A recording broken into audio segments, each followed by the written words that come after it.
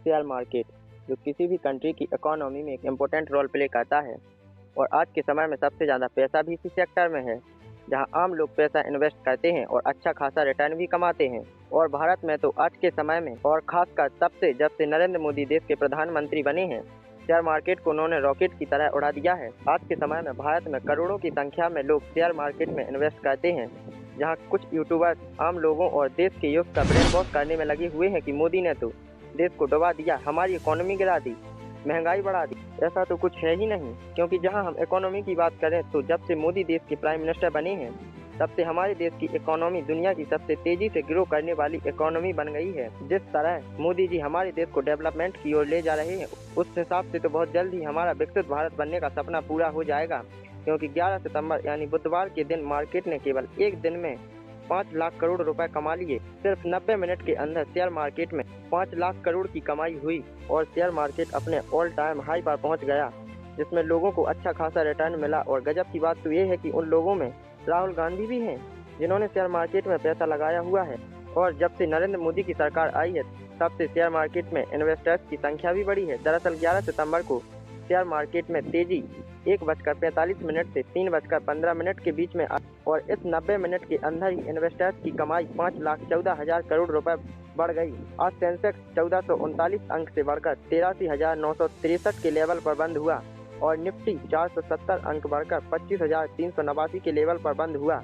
और मार्केट में आई इस तेजी की वजह से बॉम्बे स्टॉक एक्सचेंज का जो मार्केट कैप 11 सितंबर को 461 लाख करोड़ रुपए था, वो 12 सितंबर को 465.9 लाख करोड़ के पार पहुंच गया। आज सबसे ज्यादा तेजी मेटल, आईटी, ऑटो और बैंक शेयर्स में नजर आई। बीते 10 सालों में भारत की बढ़ती इकोनॉमी को देखकर विदेश की बड़ी बड़ी कंपनियां भी भारत के शेयर मार्केट में निवेश कर रही हैं। भारत में 2019 में स्टॉक ट्रेडिंग अकाउंट जो 4 करोड़ थे, वो अब 2024 में बढ़कर 14 करोड़ हो गए हैं। शेयर मार्केट के अच्छे खासे रिटर्न की वजह से सिर्फ बीते 5 महीनों में 1 करोड़ इन्वेस्टर्स बढ़े हैं। 2014 में जो सेंसेक्स 25,000 पर था, वो आज की तारीख में 83,000 पर पहुंच गया है। यानी कि जो सेंसेक्स जब मोदी सरकार आई थी तब 25,000 पर था, आज वो 3 गुना बढ़कर 83,000 पर पहुंच गया है। और बीते इन 10 सालों में सरकारी कंट्रोल वाली पब्लिक सेक्टर की कंपनियों में 200 से लेकर 1400% तक का रिटर्न देखने को मिला है। इसके बाद अगर बात करें म्यूचुअल फंड की, तो जो 2014 में म्यूचुअल फंड की इंडस्ट्री थी, वो थी 10 लाख करोड़ की। मतलब लोगों ने 10 लाख करोड़ रुपए म्यूचुअल फंड में लगा रखा था। पर नरेंद्र मोदी सरकार के बीते इन 10 सालों में म्यूचुअल फंड का जो मार्केट है आज की डेट में वह 66 लाख करोड़ का हो चुका है। केवल 10 साल में ही 56 लाख करोड़ का जंप मार लिया। और भारत में यह पैसा केवल मोदी सरकार की नीतियों की वजह से ही आया है। जो काम पिछली सरकार कई सालों में नहीं कर पाई, वो काम मोदी सरकार ने केवल इन 10 सालों में ही कर दिया। मोदी सरकार ने जिस तरह हमारी इकोनॉमी को हाई लेवल पर पहुंचाया है, उससे सेंसेक्स रॉकेट की तरह उड़ रहा है। सेंसेक्स की शुरुआत 1986 में हुई थी और 4 साल बाद सेंसेक्स 1,000 तक पहुंच गया।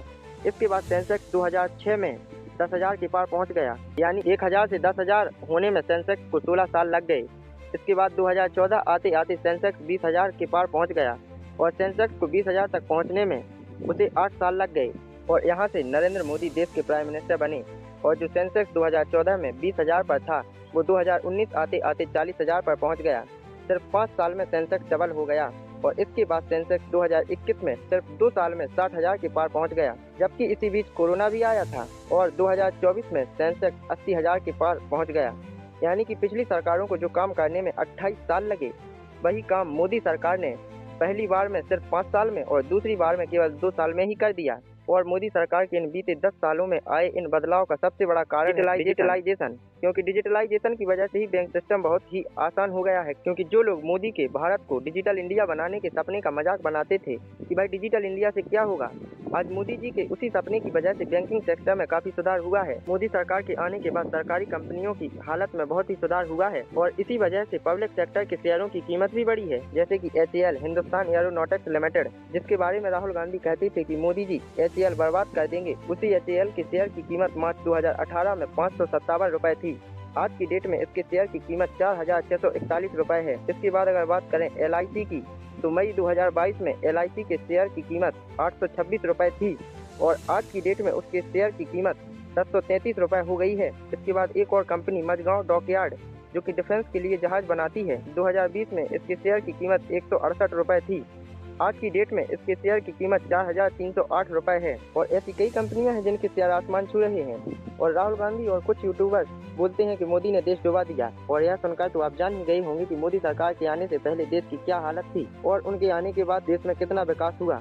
So that's all, and if you like this video, so please like